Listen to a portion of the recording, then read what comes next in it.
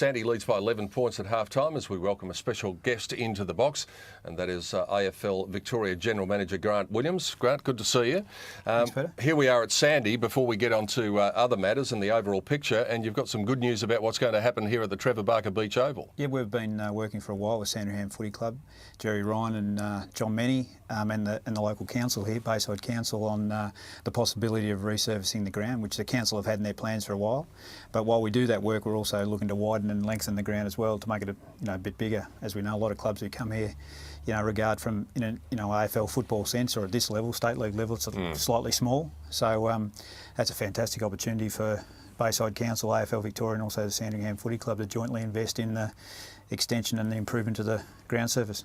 Well, that's great news. Speaking of extension, next year the VFL competition is going to look a bit different because we have a couple of teams, Richmond and the Western Bulldogs, who are going to enter their own team in the VFL. It's got to be asked, is this the start of the VFL morphing into a pseudo AFL reserves competition? Look, I think as you would know, Peter, we've done some recent work with all the clubs involved in the VFL, AFL and VFL clubs. Had 20 meetings because Box Hill and Hawthorn chose to have the meeting together. But so we met with all the clubs and we talked about what their vision for the VFL would be in the future.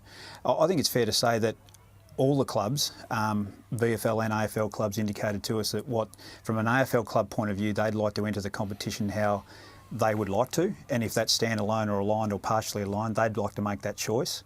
And then from a VFL club point of view, they made it very clear that what the VFL clubs want to do is play in the best standard of competition they can. And they think that's playing with listed AFL players, and therefore you have to get some sort of combination of both. Now, whether that ends up being a different mix of aligned or partially aligned or standalone AFL or VFL clubs, that's yet to be determined. But the Western Bulldogs and Richmond, as you suggest, has made it very clear to us about 12, 18 months ago that they wanted to stand alone in the competition.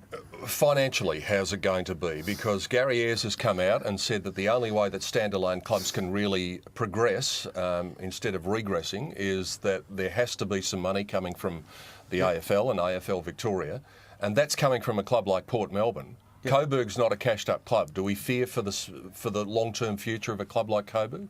I think what's important and what we've discussed with the VFL clubs at our regular meetings, and keep in mind at our VFL meetings, Collingwood, Essendon and Geelong are in the room. They're all their VFL contingents. So we've made it very clear that if the competition is going to sustain itself in the future, that means the clubs have to be sustainable.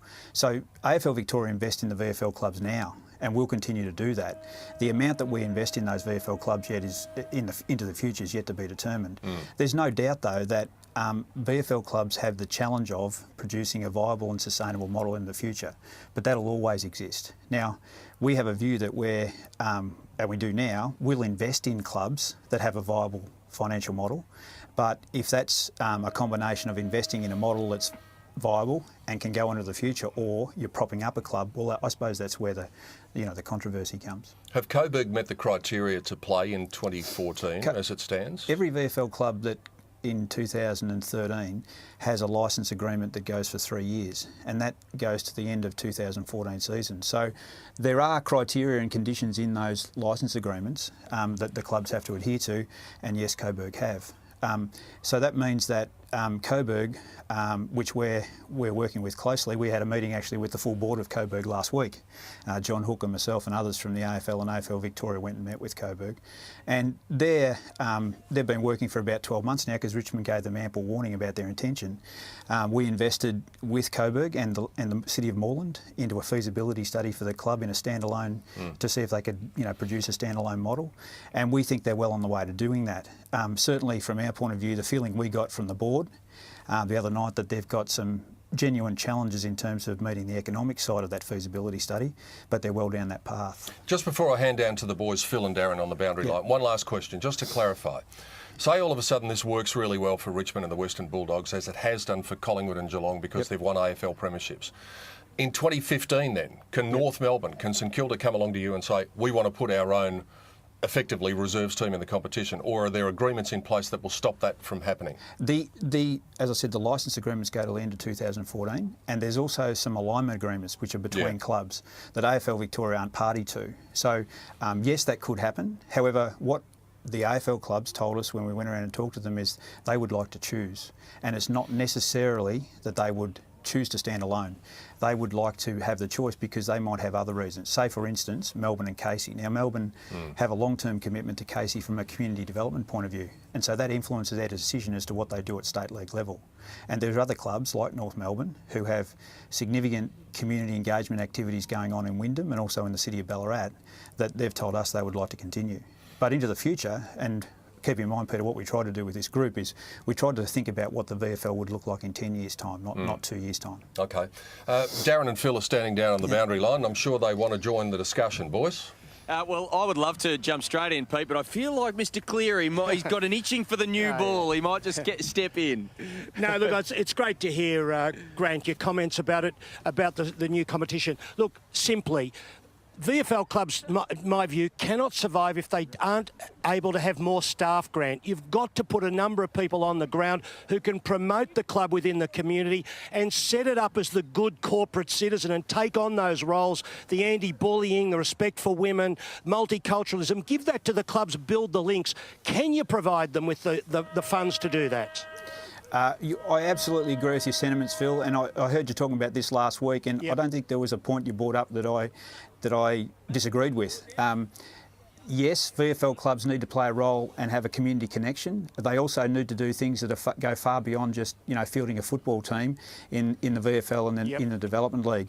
And I suppose one of the things we got clear from the clubs when we talked to them is that they'd like to try and get together and set a level of minimum standard. Now, I think it's, to get to your point, Phil, that's minimum standard in all sorts of areas, not just your facilities or your ground or behind the goals vision, but also in terms of what you got in terms of resources sitting around your club. So, as you would know, some clubs run very lean and other clubs have, ample resources or staff around their club, and I think to agree with you, we should have an influence over how many staff they do have at a VFL club for sure. All right, well, Phil, just one question that I wanted to put to Grant was you mentioned that when you're going through this process, you're trying to visualise what the VFL look like in 10 years' time. What will it look like in 10 years' time? What are your 2 or 3 priorities? Very clearly what we want is have the best standard of competition that we can underneath the AFL, and we also want to make sure that the next best players that are in Victorian football are playing in the VFL.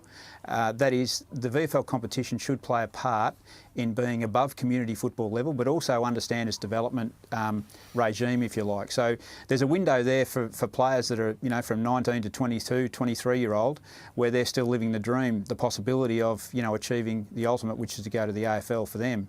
But there's also a part that the VFL can play in sending footballers back to community football after they've had an experience at VFL level and potentially an experience at TAC Cup level as well, and go back to football at community level better prepared and better for the experience, and hopefully have an influence on community football as well.